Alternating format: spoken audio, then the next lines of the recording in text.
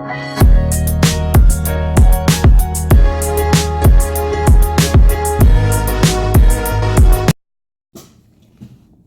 everybody, I am coming to you with a serious topic. I don't know how many of you have dealt with postpartum depression, but it is serious. I want to first give my story about it. No, this isn't going to be a long video because some people's attention span is very limited, but I do want to let you know that you are not alone. So whoever clicked on this video, you must have dealt with postpartum depression, or you must have known somebody who dealt with postpartum depression, or you are dealing with postpartum depression and you don't know how to get out of it. So I'm going to tell my story, and I'm going to make it as short as possible. I'm going to give my advice, and I'm going to start by saying that back in 2010, I had a daughter. Let me go like this, because it's out of focus. Back in 2010, I had a daughter, and she was considered premature. She was at 36 weeks, but they allowed me to take her home because she was healthy, wasn't nothing wrong. Her lungs was already developed and everything, so they allowed me to take her home. When I took her home at this time, I had her on a Friday, and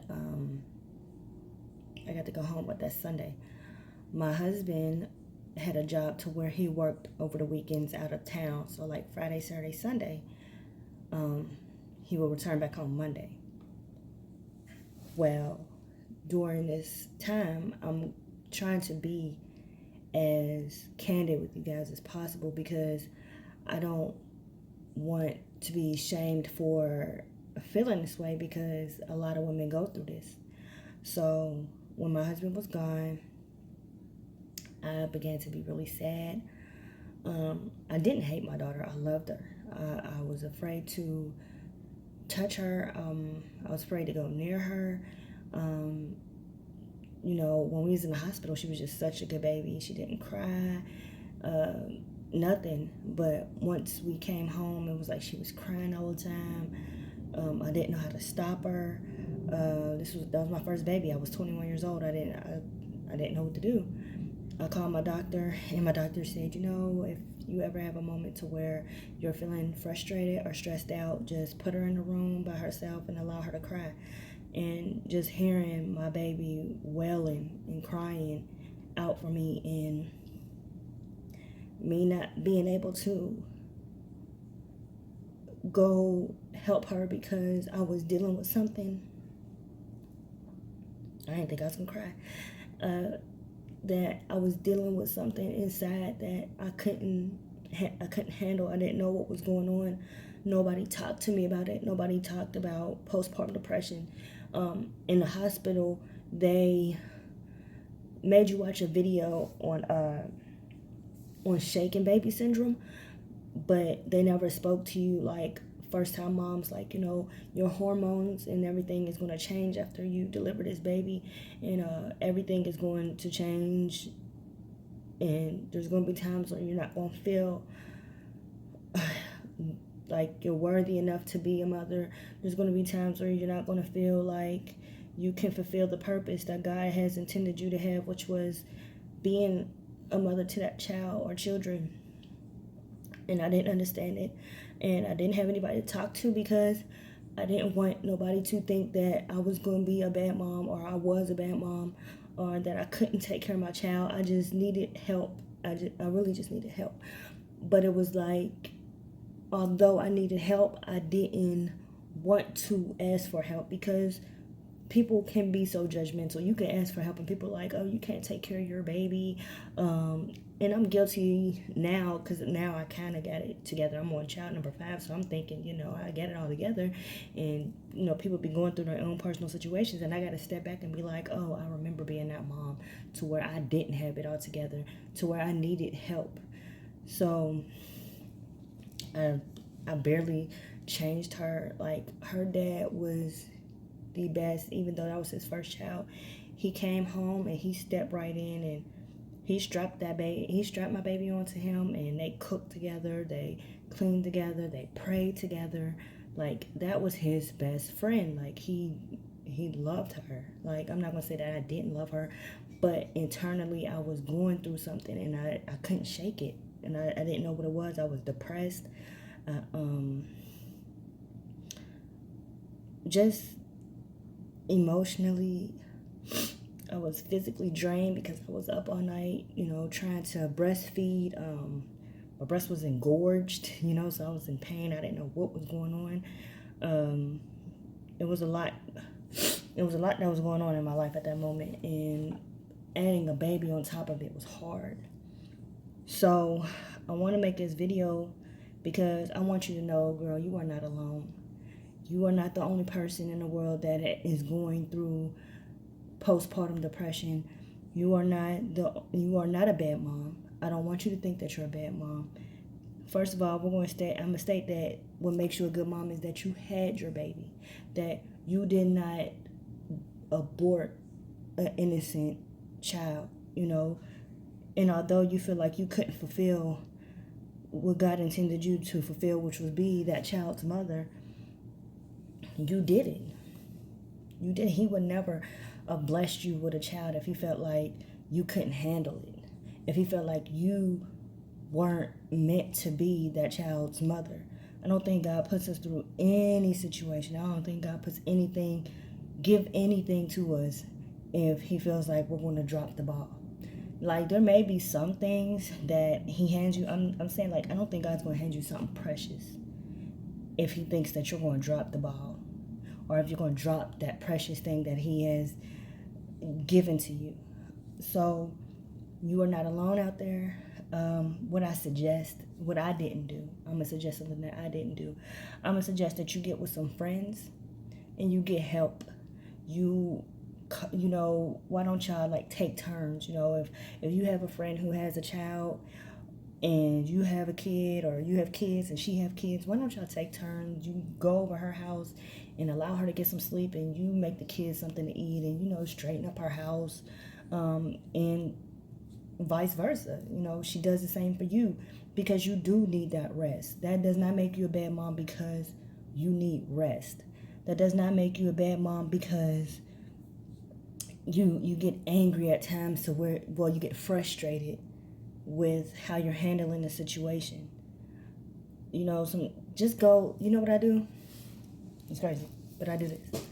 I go in the bathroom, I'll run me a bubble bath of hot water. Y'all know women, y'all know we love that hot water.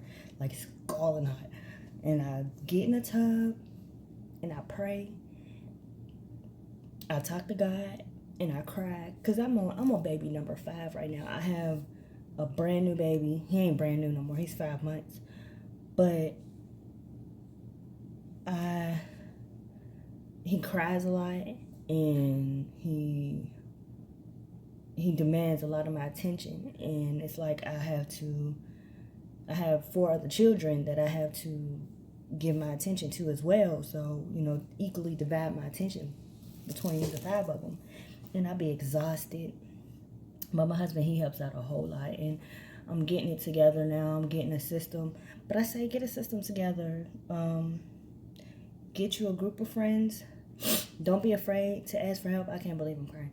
Don't be afraid to ask for help from your mother. If you don't have a mother, just go out to the park and find other mothers, single mothers, married mothers. It don't matter. Just find somebody who is willing to help you with your situation and that need help, or even call and talk about it. Get you somebody who is going to pray for you and pray with you through some situations, because prayer, it helps. Prayer works. I would not sit on this video and lie and say prayer does not work.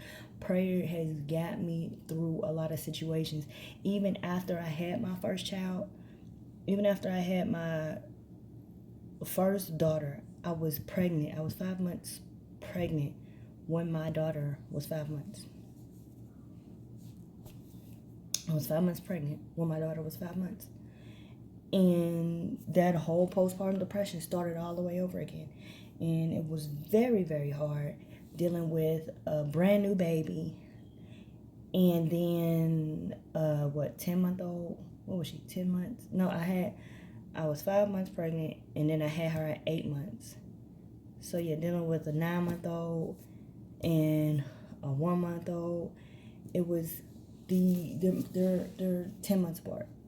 It was the craziest feeling ever. Now that is another story, but I'm basically coming to you guys just to say, get help. Get help don't mean go call the police. Get help don't mean go to a therapist. Get help just means call your sister, call your auntie, call a friend, call your doctor, and just say, I might need, because some people need medicine. Just like, I need some medicine. I don't want to harm my child.